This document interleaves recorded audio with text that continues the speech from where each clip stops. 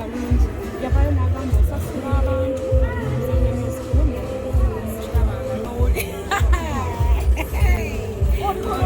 but anyways ekyesirabyeko kyesimulidde kale tekimuvinga ate ebiseera ebisinga omuntu nga takwagala bakuwala na for no reason kizibu nnyo okulya straight oba direct nagamba kubanga naye abakimanyi naye amazima gamanyi kati sifunanga ajja nagamba kubanga banneezo gye akigambe maaso kumulabe olaba wannamukwaya sibalina I mean because omuntu aba amanyi nti just afunye kweyekwata but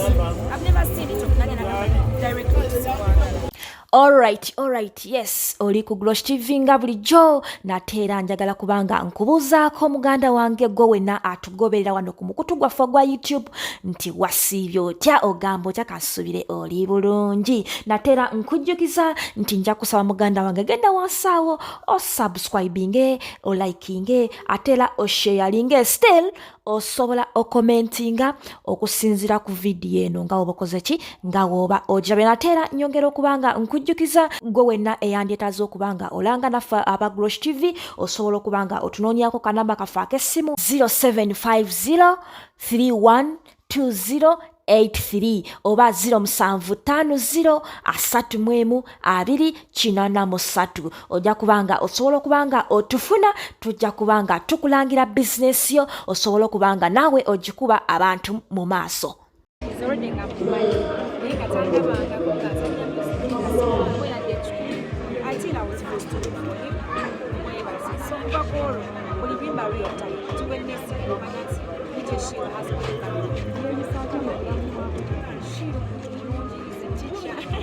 Niwano okuwaana bagambe otukunde wala jangu shi wano ibula kwa ibula gwe amaze kompane nga wenda mpane nga wendi shiru era we shiru sadde shiru muwabuzi era obango yagala amagezi gonna music n'ebyobulamu is a perfect person ate ali w'amazima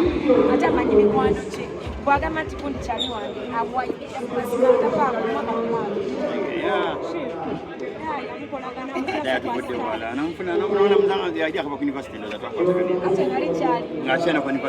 era nga simulaba nga sinamulaba nze nga olibando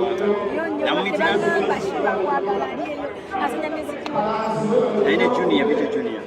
okitegeera so naye ate up to now nkona tukwenangamu anything waliwo kintu kyonna wakati awo mukwano just no siri bwentyo munange nesikosa muntu okufuna kintu sekugambye kati yazanya tamumanyi and you've seen some young artists nabo nga bamuwaako obujulizi ate sporting a talent napromoting a talent atafunire kikyomuwa banange simanyi this person taligamba but you know pushing ate nga abadde ne platform yonna naye akyana okuma badj mwena mwetaaga abayimbi nomuyimbi yetaaga dj so nve malala mwebafule mikwano gyammwe mbe nabo mbayambe shiruyita abantu nkutya mu kyenkya no nze bagenda ku Friday mujje nazo nga biri mu bbiri the Mekashman experience Christmas nakola tugenda okubeera endongo fena tugenda okubeera wano badije ne bagenda kukola empaka ngula ebirabo abayimbi bange bonna mbalina so mujje batuvaawo tugenda lugogo awo tuonge naye atabe era nabejjinja Saturday ndi awo ku Fantasy Lounge so mumwagire shiro okay kazadda ya shiro engende ongobye nyakumazi ankozeeko katono emabega waliwo ebintu ebyali bitambula ku social media waliwo omukyalo omu omuyimbi Shiba kalungi yavayo n'agamba osasula abantu zanya music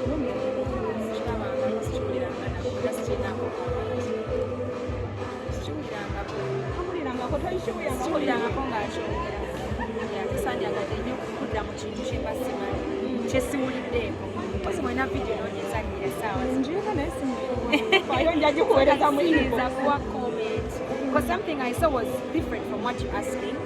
but ekyo saakiraba so siza kiwako comment lwaki abakazi bakuwalana nnyo kikyobasinga kyekyo kye batalina soka olumpi abaana bakole bubyeyo muwulira toyinza oba oli muto kubanga ojoyita wangi gyesitatuuka lumpa bagamba nti oyo omwana ogenda owulya bagamba bagenda kukonkona engolo mu mutwe tugenda tobeere nange tunabeerayo nga baaneko nja kuyita tugende tulwane wanjolo tawo tugenda lulwana nze naawe. But anyways ekyesirabyeko kyesiwulidde kale tekimuvinga ate ebiseera ebisinga omuntu nga takwagala bakuwalana for no reason kizibu nnyo okulya straight oba direct nagamba kubanga naye abakimanyi naye amazima agamanyi kati sifunanga ajja nagamba kubanga banneezo gye akigambe maaso odabe wanamukwayo okuba sibalina I mean because omuntu aba amanyi nti just afunye kweyekwata but I've never seen it okuganya nagamba directly kizikwagala akwekirako kufuna masajja ebyo tebibulayo tunga spice I mean look at me I know like sikwewaana I mean manyi okubeera nga obaddewo 10 years ofuuka inspiration ate most times when somebody can't be you banyiga kati wakati ombulidde bulungi biki bituukawo naye kuwa generally what happens naye jja kufuna mutamu yangu nyumize bulungi biki byebongera but normally eba giyita efiti naye oba jealousy ejja ku ebyo naye all I can say is just be yourself kubanga nze wonyigira tekikufuula nze tekikufuula nze naye olinayo omusajja gwolana nga tugyeko abakazi betuli abagwirana naawe omusajja kibakizibu era omusajja awalana omukazi aba mukazi tulinamu ennaku zina abakazi basajja mbadde sikimanya ekyako ngambye kapya tubalina nga wano nga mukazi mulalamu nga musajja naye nga wano mukazi so naabo gye balina ekizibu kyobola mikwano gyange abasinga basajja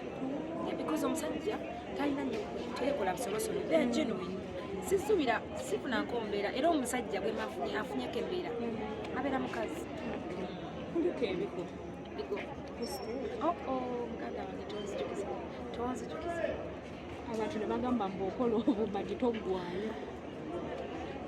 nakagwemeka ku stage ogwo gwe gwasooka sitera kugwa negendereza kubanga naye mukondo siwambala ku stage naye stage yali eseerera era saali nnyo mukondo ate nga tolinako ka platform but naye enkuba yali etonye nga stage eseerera nekira tulina amaaso naye wetegereza olabe kabadde obakigo era oyawula anti balaba okapostinze ne I post every moment on stage I enjoy kubanga era newonaba mu video nasekawo kubanga n'abantu bansekerera kati nkola ekinkabe bwomu ku bagenyi abatono abayitiddwa ku mukolo ogubadde gu trendinga weekend yonna wanyumidde omushanana nitugamba otuyiwamu ddi nze simanyi naye nga mbikolako omukolo gwali mulungi twanyumirwa gamba twali wali nga tugamba ziwaawo ate omuyimbi munaffe nga atumekize proud manyi bagamba abayimbi tebawasa abayimbi tebafumbirwa okunumyoko yaturepresenting kati nga tulina okugenda wali tweyise nga ba inlaw kitegeera so family was really nice nejjo tabadde funa ne lyrics and muki mupiira and marriage looks good on him already naffe tujja musabirirayo obugambo yadde naawe toli mufumbo si mufumbo kati obuzibu bwebo simanyi kikyagamba mufumbo masinabeerayoko naye kyemmanyi is just being yourself neoba ofumbiddwa oba wasizzaye sigala ngaoli gwe kyobola omuntu ajja kwagala muwangale kubanga buli omu ali to yourself and then neri patanawo naye tusuubizeeyo nti anytime from now what happening nti waliwo ekigenda okujja naffe tujje nga kadi za nkukutu ate ozamba mbayita alala musale omugambo ye nkuno nga tetwagusaze oguliwa ono babayita wallahi tebabayita ate ozijukiza mwasalire no mu nkukutu kyokka muli mu mikwano gyange nandyagadde nnyo mbayita naye entya mujja tubeya gamba kasajja kampi kale yantute mu gundi omanyi mu naye ye gyali kulabikira ndi mu binnyo oli mukazi mulungi nnyo ate olina kale etwali kakubuko kati nyinza obaawo nga singa agamba mama tikyanga ngoba wayi agamba omuyimbi omumala mukala obugambo obusembayo eri bafaani bonkute tikyakutwala mbagala nnyo banange nina akayimba award musomesa akazanya nnyo wali ku tv katambula buli abasajja mwayo ku award obange emirimu agikola bulungi mwe ku award ajabami mwe ku bakyala award keera enkyagenda ku nasa kubisa award gitwali mukyalawo n'abasala omugambo tubaye ku award I mean let's appreciate each other. Thank you very much.